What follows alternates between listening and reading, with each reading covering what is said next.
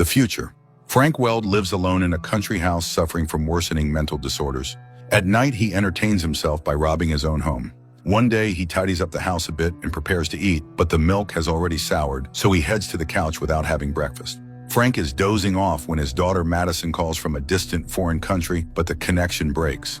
Later, Frank heads into town, where the last library with real books is located. The librarian, Jennifer, greets him with a smile, as few people read real books anymore. She tells him that a new non-profit organization plans to convert the library to a digital format. At that moment, Frank's son, Hunter, calls, and the elderly man leaves. On his way, he stops by a store where the clerk greets him coldly, suspecting him of petty theft. The old man leaves, ignoring her shouting. As he walks toward his house, Hunter pulls up in his car.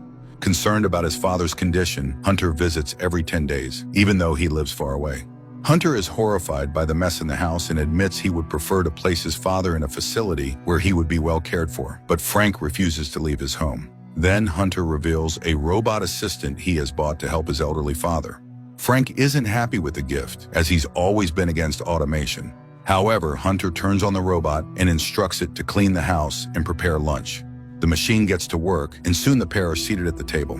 Frank tries to appeal to his son's emotions, saying their mother wouldn't like this innovation, but Hunter reminds him that his parents separated 30 years ago. At that moment, the robot brings out a cake it made and asks Frank to believe that it will be a good helper. Frank reluctantly agrees.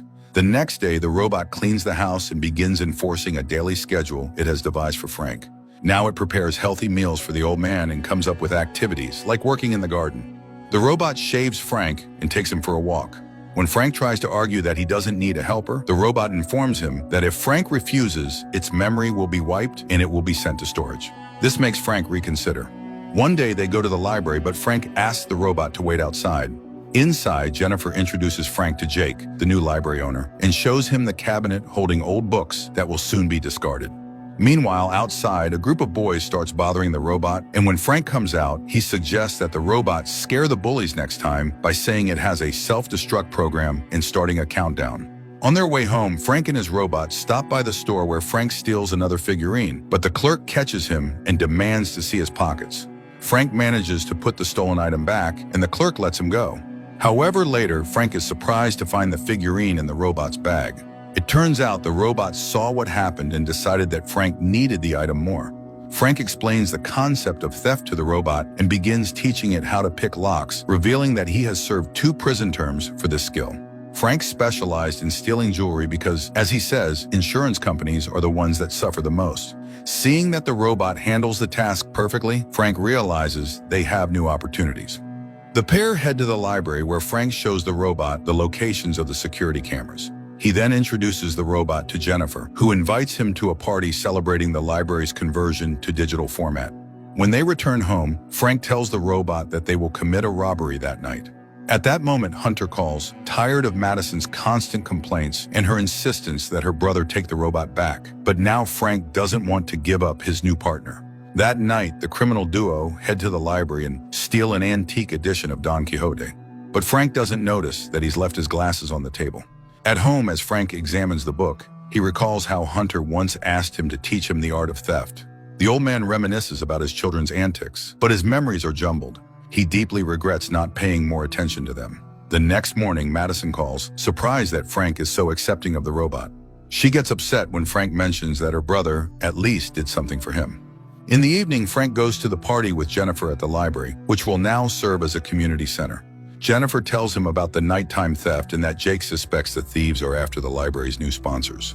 Their conversation is interrupted by Jake, who introduces his wife to the pair.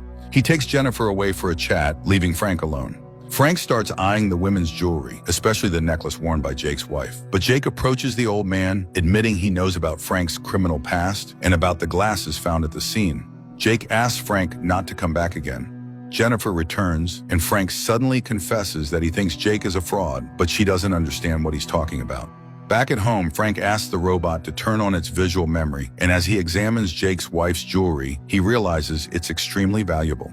The robot, realizing what Frank is planning, tries to dissuade him from taking the risk, but the old thief is convinced that devising a criminal plan helps him exercise his brain. They start staking out Jake's house, and during this time, the robot admits it lied about its memory being wiped. It's willing to return to the store to keep Frank from risking his life since its primary concern is Frank's health. Frank, touched by the robot's admission, asks it never to remind him that it's not alive. Later, Frank begins planning the robbery when Jennifer arrives. Fearing she'll see his notes and figure out what he's up to, he refuses the letter inside. She leaves, placing a pie on his doorstep. The next morning, Frank goes to the library to return the book to Jennifer, but hearing music coming from inside, he turns around and leaves. Later, he continues to stake out Jake's house, telling the robot more about his life. The robot continues caring for the garden and watering the ripening tomatoes. Meanwhile, Madison returns home, determined to convince her father to get rid of the machine, which she sees as ethically unacceptable. She disables the robot using a password Frank doesn't know and shows her father photos from her recent trip, unaware that it all feels burdensome to him. The next morning, Frank wakes up for the first time in a while without his mechanical friend's wake-up call and tries to turn the robot back on. But without the password, it's impossible. Madison returns from the store with cereal, which Frank has long since stopped eating because the robot only made healthy breakfast.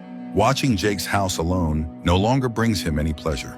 He starts rummaging through the kitchen for food, throwing everything around, and Madison makes him lasagna. But Frank finds it tasteless and asks her to turn the robot back on. She refuses. Later, Frank scolds his daughter for the mess in the house, saying she hasn't done what the robot easily managed. The next morning, Frank notices a striking change. Everything is sparkling clean, and his daughter is busy in the kitchen, assuring him she spent all night cleaning. But Frank catches her in a lie.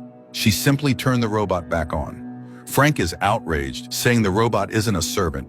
It can't just be turned on and off whenever someone wants. Madison reluctantly agrees and turns the robot back on. That night, Frank shares his robbery plan with his robot friend. He explains that the money belongs to Jake's wife and Jake is just a freeloader. Every evening, the couple goes out to parties, and that's when they'll strike. They'll steal the woman's expensive jewelry. Frank has devised 20 different escape routes, so they're safe. Most importantly, he knows where the security system's control panel is located.